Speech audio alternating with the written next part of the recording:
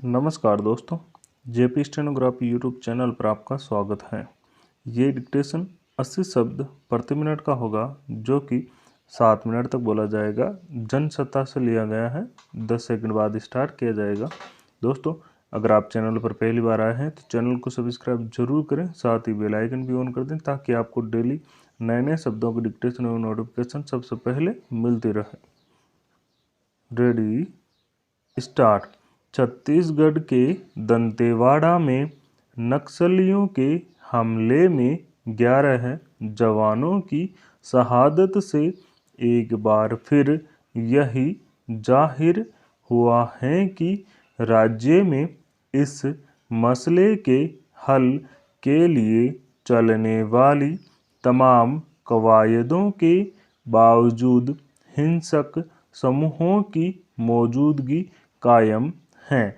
नक्सली आज भी घात लगाकर इतना बड़ा नुकसान पहुंचाने में कामयाब हो रहे हैं।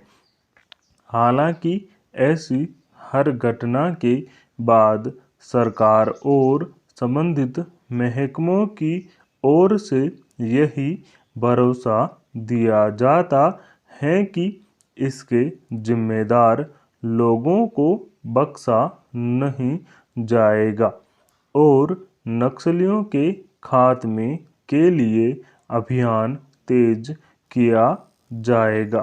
मगर सवाल है कि हर कुछ समय बाद नक्सली समूह सुनियोजित हमले को अंजाम देकर बड़ा नुकसान कर देते हैं।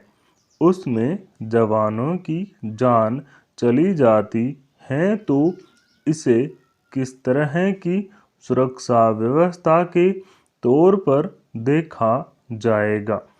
गौरतलब है कि दंतेवाड़ा के एक इलाके में नक्सलियों की मौजूदगी की सूचना के बाद डीआरजी बल यानी डिस्ट्रिक्ट रिजर्व गार्ड की एक टुकड़ी को वहां भेजा गया था।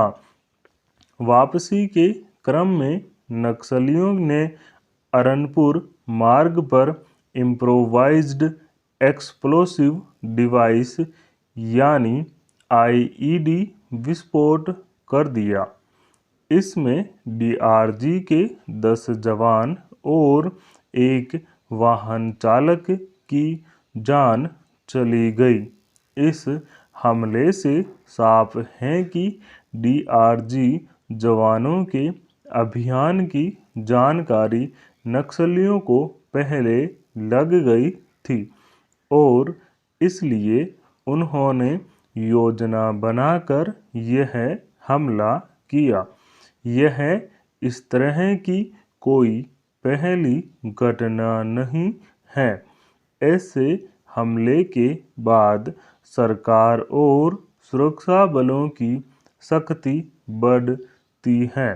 जब ऐसे समूह कुछ वक्त तक शांत पड़ जाते हैं, लेकिन फिर मौका मिलते ही हिंसक हमले के जरिए अपनी मौजूदगी दर्ज कराने की कोशिश करते हैं।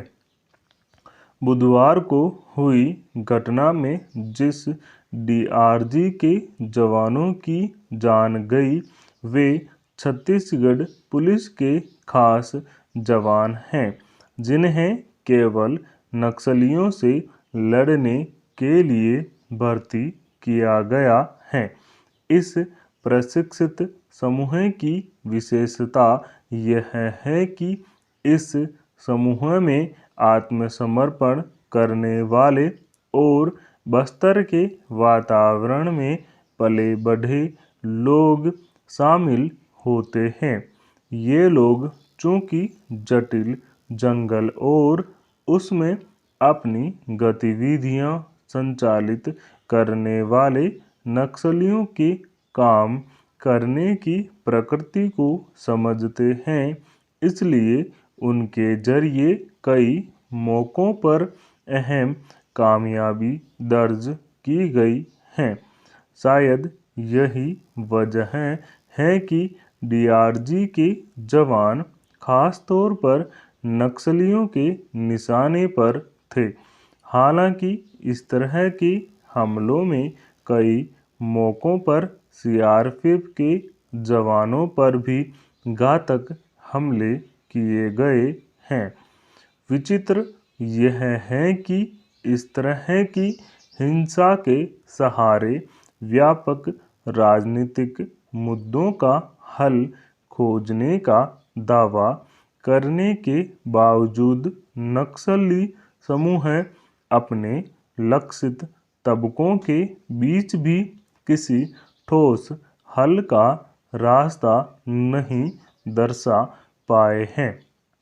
दूसरी ओर इन नक्सलियों के घातक हमलों से निपटने के लिए सरकार की ओर से अब तक जितनी भी कोशिशें और नीतिगत पहलकदमी हुई, उनका असर सिर्फ तात्कालिक महत्व के रूप में ही दर्ज किया जा सका। आखिर यह कैसे संभव हुआ कि दंतेवाड़ा जैसी संवेदनशील जगह में सुरक्षा बलों की टीम किसी अभियान पर गई और उसकी पूरी खबर नक्सलियों को लग गई? जाहिर है, हिंसा को ही अपना राजनीतिक हथियार मानने वाले नक्सली समूहों के खिलाफ सुरक्षा के प्रत्यक्ष मोर्चों के साथ साथ एक मजबूत और सुगठित खुफिया तंत्र वक्त की जरूरत है। लेकिन इस पहलू पर भी शायद ठोस और रणनीतिक तरीके से काम करने की जरूरत है कि बेहद मुश्किल भौगोलिक क्षेत्र के रूप में जंगल में अपनी गतिविधियां संचालित करने वाले नक्सलियों के बरकस प्रभावित इलाकों में अभावों। स्टॉप। दोस्तों, इस डिक्टेशन का पीडीएफ लिंक डिस्क्रिप्शन में मौजूद है, आप वहां से जाकर डाउनलोड कर सकते हैं। दोस्तों, अगर डिक्टेशन अच्छा लगे, पसंद आए तो लाइक शेयर कमेंट जरूर करें। Thank you.